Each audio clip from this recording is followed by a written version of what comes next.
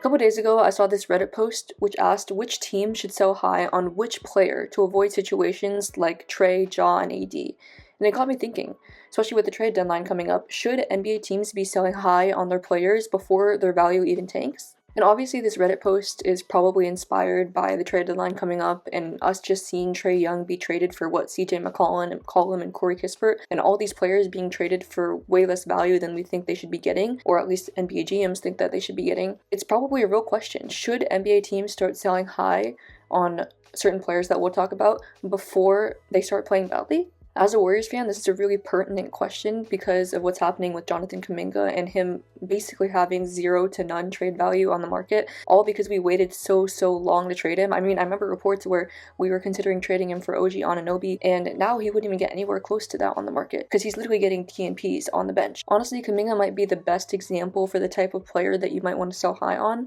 and we'll talk about, for example, Amen Thompson later, who I think might be someone that we want to sell high on. But Jonathan Kuminga came into this league as a player who's super athletic, with all this ability to get downhill, but he didn't really have that shot yet that would be consistently falling, and he didn't have the other aspects of his game fleshed out, such as defense or rebounding. I think after Jimmy Butler got traded to the Warriors, it should have been pretty obvious once we saw that Jimmy Butler, Draymond Green, and Jonathan Kuminga could not coexist together, that they probably were not going to figure it out. And so the Warriors should have sold high on Jonathan Kuminga at that point, and I think everyone realizes that at this point.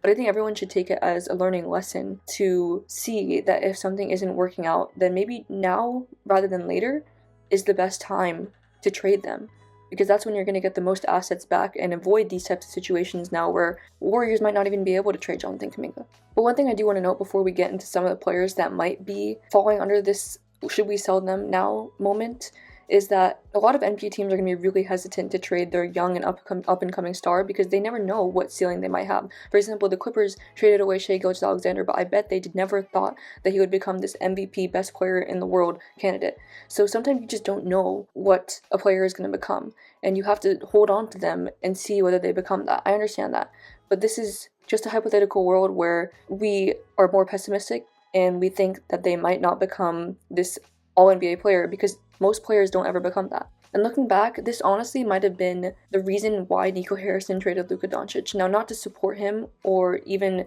suggest that it was a good decision because he traded away Luka Doncic, one of the best players in the world, that what he was thinking was that if we trade Luka Doncic right now, he's at his highest value, and we're going to get back some decent pieces such as Anthony Davis that would help us become a better defensive team, because we've already seen, or at least he saw, that Luka probably couldn't get them over the hump to win a championship. Now, whether he would actually do that or not is a different question in the future, but Nico Harrison thought that this team had reached its highest potential already and wasn't going to peak again. He wanted to change things up and sell Luka at his highest value.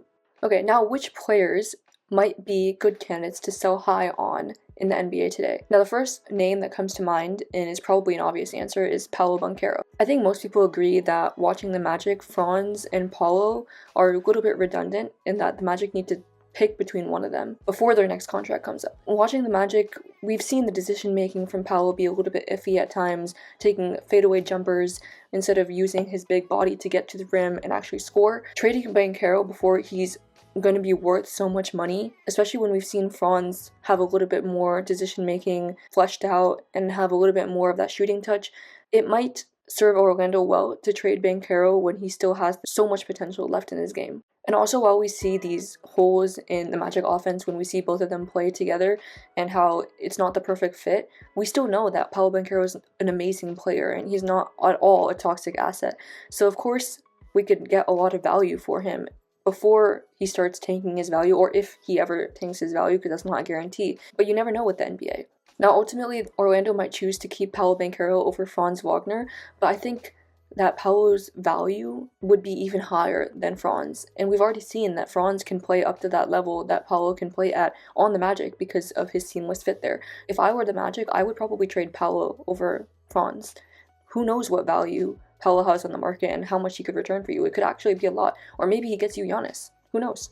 Another answer that I saw on Reddit and that I referred to earlier was Amen Thompson. Obviously, he has all the athletic capability in the world.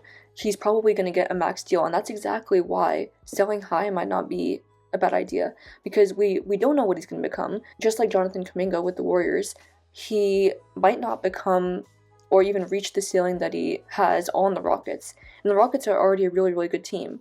So trading Amen Thompson when he's not his best self to get someone even better and maybe get you over those hump to compete with OKC, with the Nuggets, with the Timberwolves, might be a sneaky good answer. I mean, there's times when I'm watching the Rockets and I'm like, what if Amen Thompson had his offensive game fleshed out already? How much would that help this team?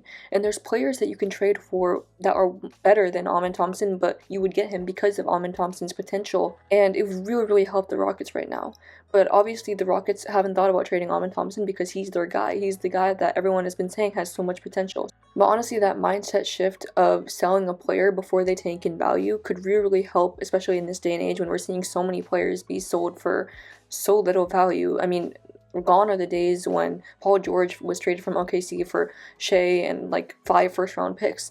Those days are gone. So maybe this mindset shift is needed in the NBA. A couple more players that come to mind are Zion, because he's playing really, really good basketball right now, but who knows when he's going to get injured again.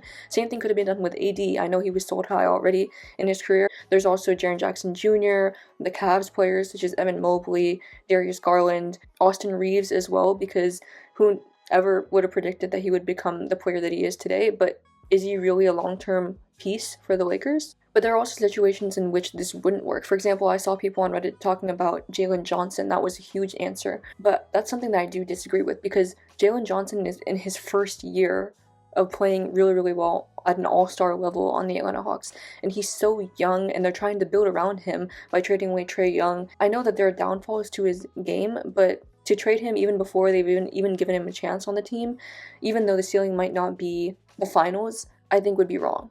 But I think if we go a couple years and we still see Jalen Johnson playing at this all-star level, but the Atlanta Hawks are not really going anywhere, they're still probably stuck in the play-in, then yeah, that's a conversation to have, that maybe Jalen Johnson should be sold high at that point, even if he's getting better and better every single year. So yeah, I thought that was just an interesting conversation to have. Should NBA teams sell high on their players, which we haven't been seeing recently, or should they continue doing what they're doing with just waiting until their value tanks and then trading them? Let me know what you think in the comments, if there's any other players that you think should be sold high, and I'll see you guys in the next one.